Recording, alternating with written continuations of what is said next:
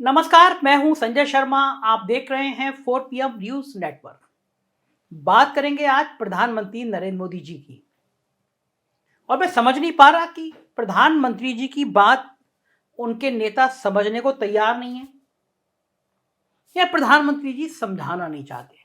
वसीम बरेलवी का एक शेर है, वो झूठ बोल रहा था बड़े सलीके से, वो झूठ बोल रहा था बड़े सलीके से, मैं एतवार ना करता तो भला और क्या करता। प्रधानमंत्री जी के लिए नहीं कह रहा हूं मैं उनका सम्मान करता हूं, देश के प्रधानमंत्री हैं। वो झूठ बोले या सच बोले ये फैसला आपको करना है, उनकी बातें सुनना है। मैं बस तथ्य रख रहा हूं। मुझे शेर याद आया तो मैंने शेर पढ़ दिया। दरअसल भारतीय जनता पार्टी की जो नेशनल एग्जीक्यूटिव कमेटी थी, इसको राष्ट्रीय कार्यकारिणी कहते हैं, उसकी बैठक खत्म हो गई। नड्डा साहब, सबको उम्मीद थी कि भाई हिमाचल हारे हैं तो नड्डा साहब को पैदल कर दिया जाएगा, लेकिन उन्हें लोकसभा चुनाव तक अध्यक्ष बने रहने के लिए एक्सटेंशन मिल गया। मगर इस कार्यकारिणी में एक इंपॉर्टेंट बात है, प्रधानमंत्री जी को लगा कि ये जो माहौल बन रहा है, खास तौर से पठान मूवी को लेकर जो क्रांति की उनके मध्य प्रदेश के गृह मंत्री नरोत्तम मिश्रा ने, प्रज्ञा ठाकुर ने, इस तरह के तमाम लोगों ने, एक ही साध्वी संत, इनको लगता नहीं है, मुझे तो बड़ी एक साध्वी प्राची सिंह या कोई ऐसी नाम है, सुबह उठती हैं तो वो बस सुबह उठते ही वो पठान पठान पठान। तो राफेल है, राफेल गांधी, उसने ट्वीट किया कि जो साधु संत होते हैं वो सुबह उठ के भगवान का नाम लेते हैं, हरि का नाम लेते हैं, आप सुबह उठती पठान पठान की जाप करने लगती हो। तो इस तरह के जो लोग थे जिनको बीजेपी के बड़े बड़े नेता फॉलो करते थे, पठान के पीछे लग गए। और पिक्चर अभी आई नहीं है, पिक्चर अभी आनी है, लेकिन दुबई में जो उसका माहौल बना है, जो उसके टावर पे उसके प्रोमो हुआ, जो उसके गाने के ब्रांडिंग के पूरे अंतरराष्ट्रीय स्तर पे शाहरुख खान और पठान छा गए। तब समझ में आया, भारतीय जनता पार्टी के बड़े नेताओं को नब्ज समझ में आई कि देश अब चाह क्या रहा है।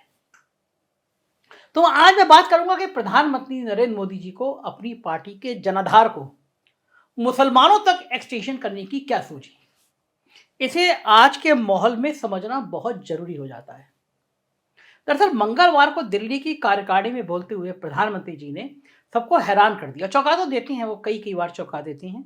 इस बार चौंकाया जब उन्होंने अपने कार्यकर्ताओं से मुसलमानों तक, खासकर पसमानदा यानी ओबीसी मुसलमान, पसमानदा मुसलमान जिसे कहते हैं, इनकी आबादी लगभग 80% है, उन तक पहुंचने और इसके लिए फिल्मों और सांप्रदायिक बयानों, जिसे मोदी जी ने अनावश्यक बयानबाजी का, उसे बचने की नसीहत दे डाली। मगर सवाल ये उठता है कि ये हालात आखिर पैदा हुए तो हुए कैसे? क्यों मुसलमानों को जरूरत मोदी जी को पड़ने लगी? क्यों लगने लगा मुसलमान इंपॉर्टेंट है? आइए मैं आपको आज अलग अलग तरीकों से समझाने की कोशिश करता हूं। पहली बात, पिछले विधानसभा में उत्तर प्रदेश में भारतीय जनता पार्टी को विधानसभा चुनाव में जीत जरूर मिली, लेकिन उसकी 18% सीटें यानी 57 सीटें घट गई। समाजवादी पार्टी का गठबंधन वोट 37.4% तक पहुंच गया, जो बीजेपी के गठबंधन से केवल 5.5% कम था। यूपी चुनाव के बाद अग्निपथ स्कीम को लेकर बवाल हुआ, भयंकर बवाल हुआ, और इस बवाल का असर यह दिखा कि जिस जाट समुदाय को, जिस जाट समाज को अपने जाट रेजिमेंट पर नाचता, उस समाज में मुजफ्फरनगर दंगों से पैदा हुआ भारतीय जनता पार्टी का प्यार, उनका प्रेम बिखर गया। खतौली के उपचुनाव में तो गुर्जर समाज भी विपक्ष के साथ खड़ा होकर भविष्य का टेरर दिखा गया कि अगर हम नाराज होंगे तो नतीजे होंगे क्या। भारत जोड़ो यात्रा में राजस्थान, हरियाणा, यूपी में जाट युवाओं ने इतना जबरदस्त उत्साह दिखाया कि जयंत चौधरी को भी अपने वर्कर्स को राहुल गांधी की यात्रा की अगवानी करने का कहना पड़ गया कि हाँ आप जाइए, स्वागत करिए। राहुल गांधी ने भी मौके पर चौका मार दिया और ऐलान कर दिया कि यदि केंद्र में हमारी सरकार बनी, हमारी सहयोगी सरकार बनी, तो सभी अग्निवीरों को परमानेंट कर दिया जाएगा। नौजवानों में खुशी लहर दौड़ गई। अब ऐसे में यदि गाजियाबाद के गुर्जर समुदाय से आने वाले सचिन पायलट भविष्य में जयपुर में सीएम की कुर्सी पर आसीन होते हैं तो सोच लीजिए क्या होगा। राहुल, जयंत, हुड्डा, पायलट की चौकड़ी, उसके साथ खड़गे जो रावण के बयान को लेकर चर्चा में आ गए, कुमारी शैलजा, खड़गे के साथ कुमारी शैलजा का दलित कार्ड पूर्वी राजस्थान, हरियाणा, वेस्टर्न यूपी, इसने बीजेपी का हाल खराब कर देगा। भाई जाट, गुर्जर, मुसलमान, कुछ दलित, इस समीकरण का इन इलाकों में कोई तोड़ ही नहीं है। इसलिए जब मोदी जी और उनकी सोशल इंजीनियरिंग करने वाली टीम को पसमानदा नाम केवलम के अलावा कोई रास्ता अब नजर नहीं आ रहा। लेकिन यक्ष प्रश्न यही है कि क्या पसमानदा मुसलमान बाबरी मस्जिद के विध्वंस के वक्त गले मिलकर खुशियां मना रहे भारतीय जनता पार्टी के नेताओं की तस्वीर भूल जाएगा? क्या पसमानदा मुस्लिम समाज गुजरात दंगों में गुजरात सरकार की भूमिका को भुला देंगे? क्या पसमानदा मुसलमान अमित शाह जी के उस हालिया बयान को भुला देंगे जिसमें उन्होंने सरेआम कहा था कि 2000 में ऐसे ठीक कर दिया गया कि फिर कभी गुजरात में दंगा नहीं हुआ?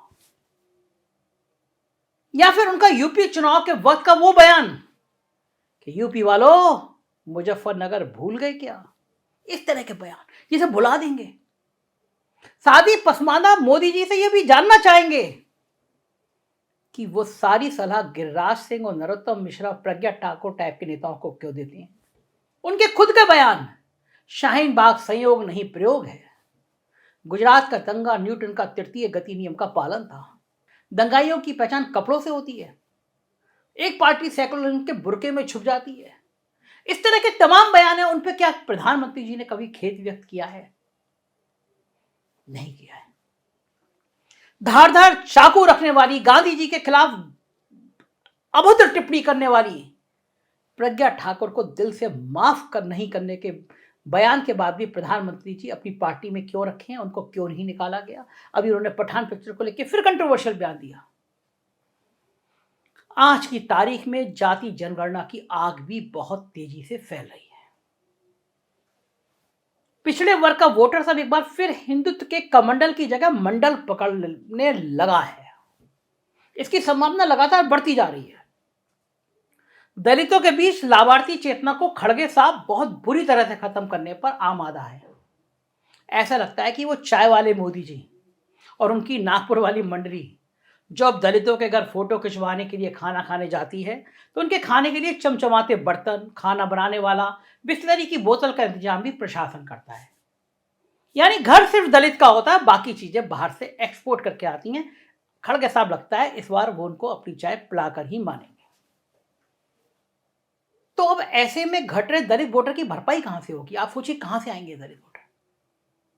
स्वाभाविक है कि इसके लिए पसमानदा मुसलमानों पर डोरे डालने की कोशिशें तेज हो रही हैं।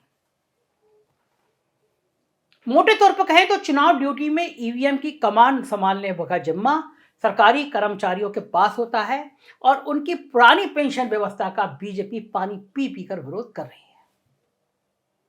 उनकी पेंशन अटल जी ने खत्म की थी, ये बात याद है उनको। और अब जिस राज्य में विपक्ष की सरकार बन रही है वो सरकार आते ही, खासतौर से कांग्रेस की सरकार आते ही पुरानी पेंशन व्यवस्था बहाल करके मोदी जी की परेशानी बढ़ा रही है। मैसेज दे रही है कर्मचारियों को कि अगर विपक्ष की सरकार आएगी तो पुरानी पेंशन शुरू हो जाएगी। साथ ही जहां भारतीय जनता पार्टी की सरकार है या केंद्र के कर्मचारी सब एंटी बीजेपी होते आ रहे, माहौल बन रहा है। ऐसे में उनकी भरपाई की कोशिशें भी पसमानदा मुस्लिम वोट से मोदी जी करना चाहते हैं। किसानों की एमएसपी गारंटी की मांग को दरकिनार करती हुई आई मोदी सरकार अब किसान वोट की भरपाई भी पसमानदा समाज से करना चाहती है। महंगाई के मुद्दे को भी मुस्लिम सपोर्ट से दबाने की कोशिश हो रही है। लेकिन यक्ष प्रश्न यही है कि क्या पठान फिल्म को लेकर शाहरुख खान पर जो निशाना साधा गया उसका क्या होगा? क्या मोदी जी के कैद भर देने से घाव भर जाएंगे? नुपुर शर्मा के जहरीले बयानों के बाद उन्हें जेल क्यों नहीं भेजा गया?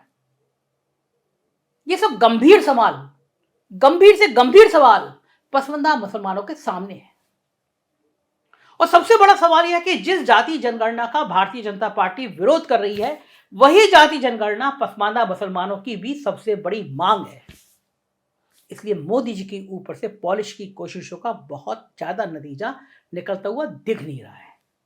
किसान, नौजवान, मुसलमान, ये तीनों कहीं ना कहीं सरकार की आर्थिक नीतियों, सामाजिक विद्वेष के वातावरण से बहुत आहत है। फर्क सिर्फ इतना है कि किसानों और नौजवानों की दिमागी मॉब लिंचिंग हो रही है तो मुसलमानों की शारीरिक मॉब लिंचिंग। ऐसे में मोदी जी का असर क्यों नहीं हो रहा, ये आप समझ सकते हैं। तब लगता है कि जब देश का वातावरण ऐसा बन गया, जब विदेशों में ये मैसेज आने लगा कि देश की स्थिति ठीक नहीं है, मैं गया था अभी पिछले दिनों, बंगलौर जा रहा था, फ्लाइट पे एक नौजवान इंजीनियर एक मल्टीनेशनल कंपनी में काम करता है, दुनिया की पहली 10 कंपनियों में से एक है, नौजवान था। मैं बात करने लगा, आजकल मैं बातें करता रहता हूं, ऐसे लोगों का फीडबैक लगता है। वो नौजवान इंजीनियर मुझसे बोला कि मैं दिल्ली इंजीनियरिंग से पास हूं, बड़ा खराब लगता है कि दुनिया में मेरे दोस्त मुझे फोन करते हैं और कहते हैं कि तुम्हारे देश में धर्म को लेकर इतनी आग क्यों लगी हुई है। विदेशों में रहने वाले एनआरआई को लगता है कि भारत को हो क्या रहा है। वो सवाल कर रहे हैं कि देश में ऐसा क्या हो रहा है कि रोज 500 लोग भारत को छोड़कर चले जा रहे हैं और खासतौर से उसमें करोड़पति लोग ज्यादा हैं। वो सवाल करते हैं कि देश का मीडिया, अंबानी के चैनल दिन भर हिंदू मुसलमान क्यों कर रहे हैं, कौन है इनके पीछे। और एक बार घर में आप आग लगा के पानी की जगह पेट्रोल छिड़कते हैं, फिर कहते हैं आग क्यों लग गई। इस आग का कारण आप नहीं ढूंढेंगे, वोट बैंक का कारण नहीं ढूंढेंगे, सिर्फ वोट बैंक बनाना है। तो मोदी जी, ऐसे तो नहीं होगा। अगर आपको दिल से लगता है कि आपके नेता बयान दे रहे हैं, आपको लगता है कि दीपिका पादुकोण की बिकनी में अपना सारा समाज को फोकस कर रहे हैं, आपको लगता है कि दीपिका की बिकनी के रंग में भारतीय जनता पार्टी के नेता उलझ गए हैं, तो आपको एक बार ये करना पड़ेगा कि आपको गिरिराज को, आपको नरोत्तम को, आपको प्रज्ञा ठाकुर को, इस तरह जहरीले जवान बोलने वालों को बाहर का रास्ता दिखाना पड़ेगा, पार्टी से निकालना पड़ेगा, अगर आप दिल से, आपको लगता है कि आप दिल से दुखी हैं। वरना तो ये बातें हैं, इन बातों का क्या।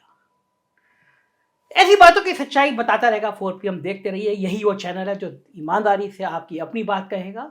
उत्तर प्रदेश की खबरें देखना हो तो हमारा दूसरा चैनल 4PM यूपी, बिहार की देखना हो तो 4PM बिहार, और गुजरात की देखना हो तो 4PM गुजरात जरूर देखिएगा। शुक्रिया, थैंक यू।